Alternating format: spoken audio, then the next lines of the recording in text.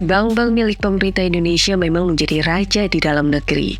Tapi bagaimana dengan daya saingnya di Asia Tenggara? Next Indonesia Center pun mencoba membandingkan aset dan kinerja himpunan bank milik negara atau himbara seperti Bank Mandiri, BNI, BRI, dan juga BTN dengan bank-bank milik pemerintah masing-masing negara ASEAN dengan tingkat inklusi keuangan yang lebih baik dari Indonesia.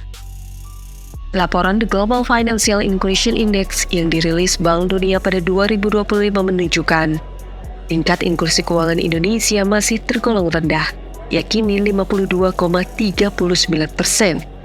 Pencapaian itu masih jauh di bawah rata-rata dunia, yaitu 75,31%. Di ASEAN, posisi Indonesia berada di peringkat kelima, di bawah Singapura yang mencapai 97,82%, Thailand 91,12%, Malaysia 87,18%, dan Vietnam 69,85%. Secara umum, semakin tinggi inklusi keuangan masyarakat, semakin besar pula potensi pertumbuhan aset perbankan, baik dari sisi simpanan maupun penyaluran kredit.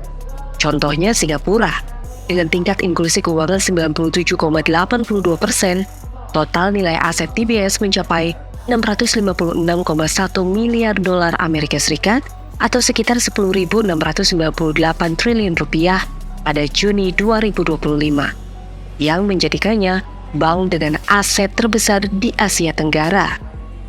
Sedangkan bank pemerintah Malaysia, Maybank, CIMB, BSN memiliki total aset sebesar 438,8 miliar dolar Amerika Serikat atau sekitar 7.174 triliun rupiah.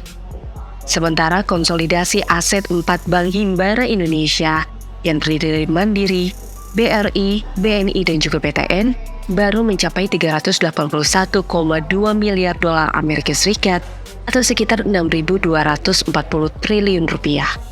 Nilai aset tersebut masih tertinggal jauh dibanding Malaysia dan Singapura.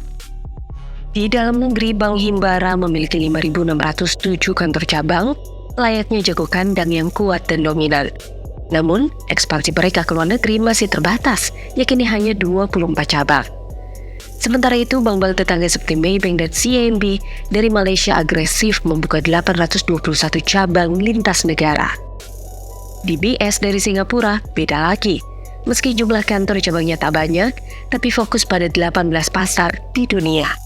Selain karena aset yang relatif kecil, bank-bank himbara juga kesulitan bersaing di tingkat regional ASEAN karena net interest margin atau NIM yang terlalu lebar. NIM rata-rata himbara secara konsisten berada pada tingkat yang tinggi, di kisaran 3,75% hingga 5%. Nilai tersebut membuat bunga kredit bank himbara lebih tinggi dibandingkan bank-bank lain di Asia Tenggara.